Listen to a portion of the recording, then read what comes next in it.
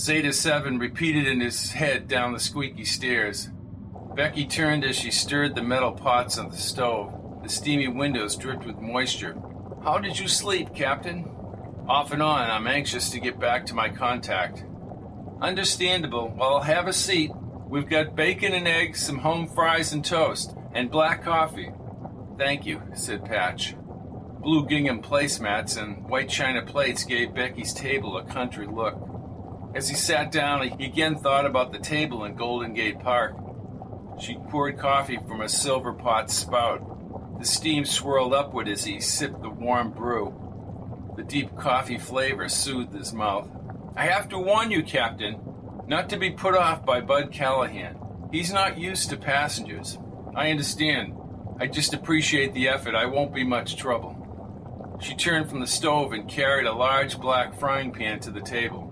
With a chrome spatula, she slid off the yellow fluffy eggs onto his large plate. Bacon soon followed the eggs onto the plate. "There, let me get your toast. Butter or jelly?" "Jelly is fine.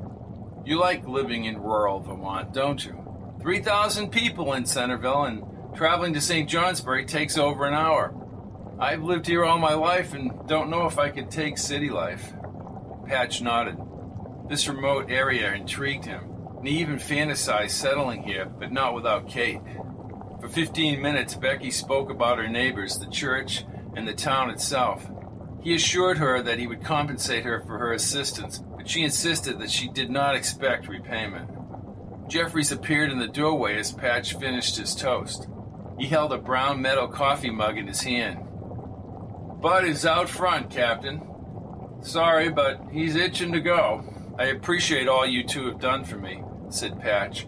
He buttoned a wool overcoat Becky had given him.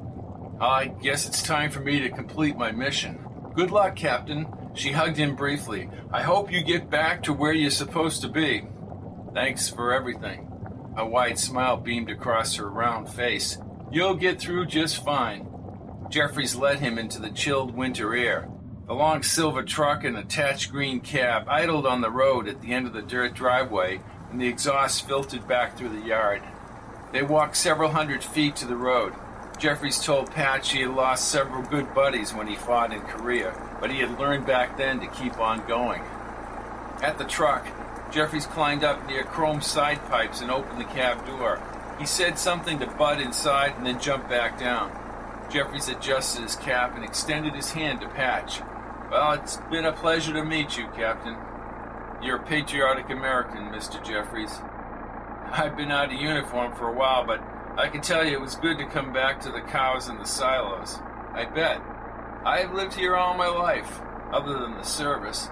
He pointed across the river to the gravestones under the bare trees on the riverbank hill. 5 generations of Jeffries up on that hill, Captain.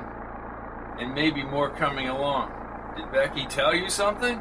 Pat shook his head. Jeffries held his hand aside his mouth and lowered his voice. "Becky's pregnant. Congratulations. We're going to have a big family." The overpowering truck horn sounded loud enough to rattle the chickens back at the house. Both Jeffries and Patch turned and laughed when Bud blasted the truck horn a second time. Patch opened the door and Bud pointed at his watch. Jeffries handed Patch a yellow-lined piece of paper with his phone number and mailing address. "You come back here when you're done with your mission." "Thank you," said Patch, tucking the paper in his coat pocket.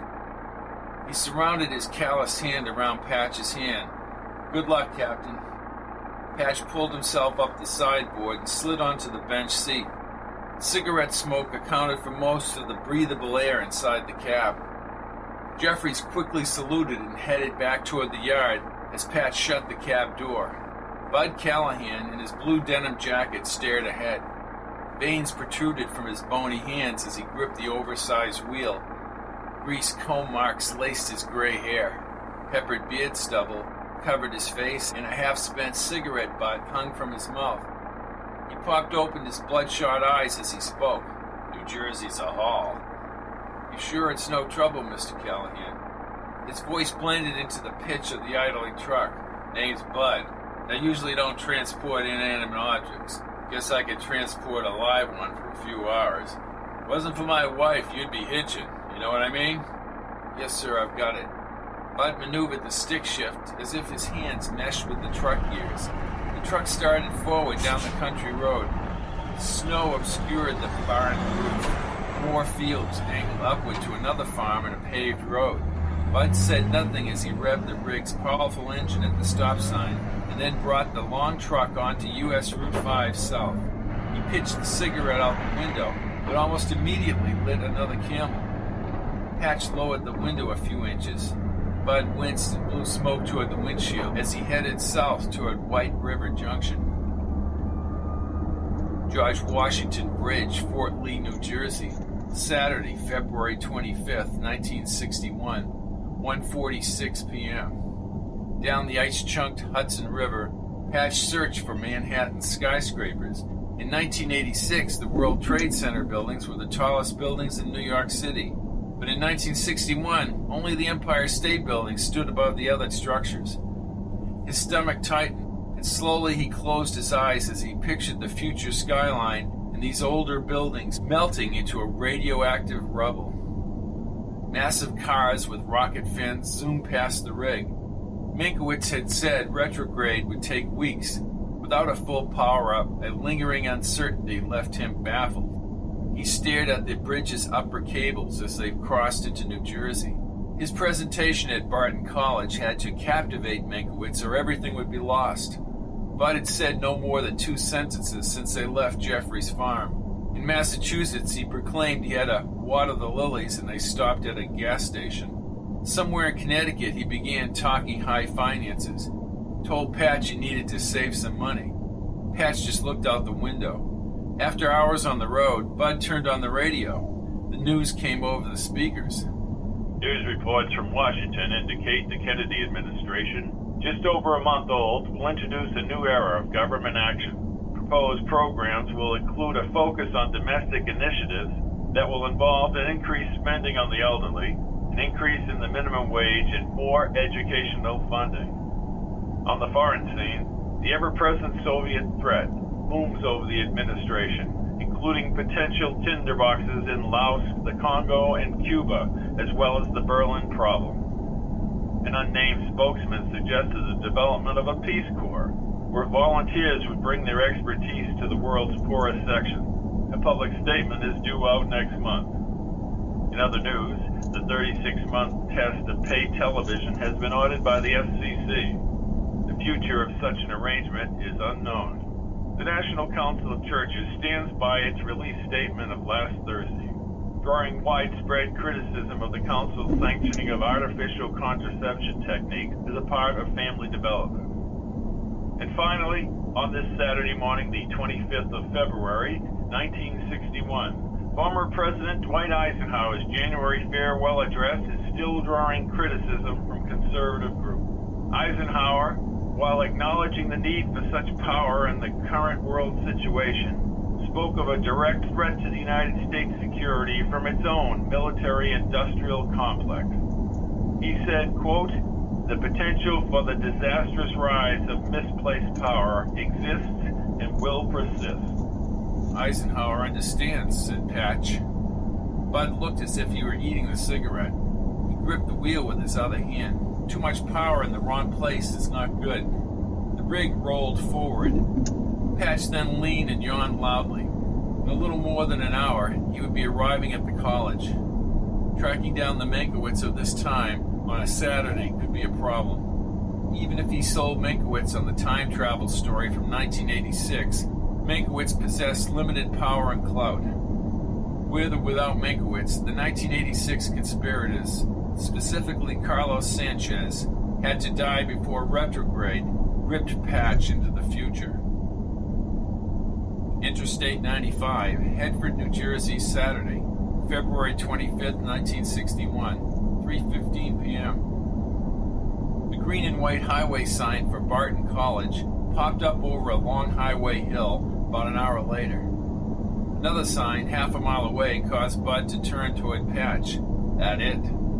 Yeah, that's the exit. The grumpy truck driver nodded, downshifted at the ramp, and the rig rumbled slowly off the highway. Snow blanketed the athletic fields and numerous brick buildings ahead. Bud turned onto the service road, and applied the truck's powerful air brakes. The truck produced a loud whoosh and abruptly stopped. Then he just stared at Patch.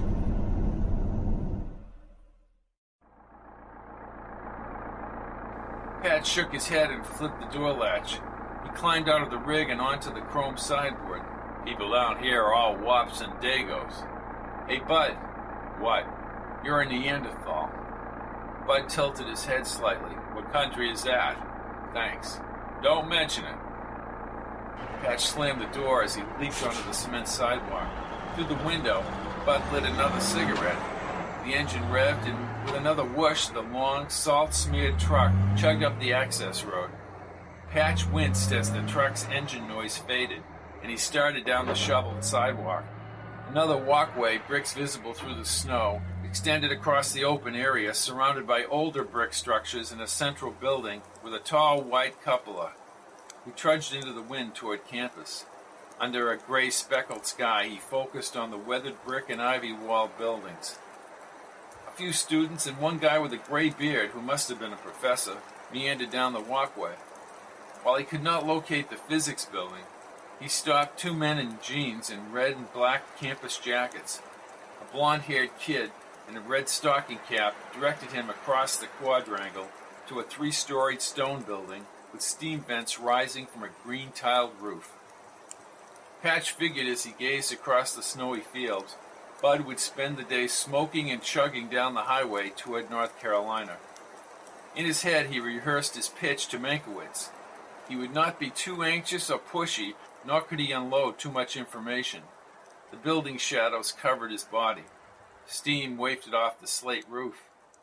He inhaled the cold air, then hurried up the slippery stone stairs. When he pulled open the heavy wood door, he had to steady his wet feet on the worn red and white squared linoleum floor. A glass marquee to his right listed Meynkewitz's office, room 324, in white letters. He ran up the slate stairs, sometimes skipping a few stairs at a time, before he emerged into a musty, well-heated corridor. The door numbers indicated Meynkewitz's office was not too far ahead, and his heart pounded. He walked by several professors working with students or alone in the side offices. About halfway down the darkened hall, he approached a wood-varnished door. The frosted glass had embossed gold shadowed letters. R. Meinkewitz, Physics. When he found the door locked, he kicked his foot into the air, but grazed the bottom of the door. As he checked down the hall, the door quickly opened. A thinner Meinkewitz, with no wrinkles and short dark hair, stood in a beige checkered shirt. His friend's familiar accent, as if revived from the dead, rang out clearly. Have you tried knocking? It's you, Ray. With a wide smile he could not shed, Patch stepped back and Meinkewitz studied him carefully, as if he were looking for something. Hey, I don't even know who the hell you are. You wouldn't know. What is this, 50 questions here? I'm a busy man. Who are you? A man who needs to speak with you. Yeah? Why? The now vital Meinkewitz looked as if he were on the verge of throwing Patch out of the building. You keep staring at me. You say you want to talk, but you won't say who you are. You have two choices. 1, I call campus security. 2, you identify yourself. I need to talk to you about Zeta 7. Meynkewitz's dark brows flipped up as he gawked. Then he grabbed Patch's arm and dragged him inside, twisted the door lock shut. The office reeked of stale cigar smoke. He bounced around like a bee disturbed in the hive. Don't play games. You should have mentioned Zeta up front. The silver radiator under the window produced a long steam whisper. Now who the hell are you? Patch panned a number of books, stacks, and a small adjacent lab, and a single window that overlooked the snowy campus. He spotted Meynkewitz's wife's photo in a gold frame on the desk. She had dark hair and pretty brown eyes. Hey, is that your wife? Don't get cute with me, hotshot. You're not going to believe what I have to say. I already don't like you. Now you listen up. You let me be the judge of your credibility. Meinkewitz walked over to the desk and removed a tiny reel-to-reel recorder from the drawer. He set it on the desk. Let's put your money where your mouth is. I'll speak into your recorder. Oh, how nice of you. Let's hear your claim to fame. I'm from your future. Meinkewitz visibly winced and pounded off the chrome recorder button.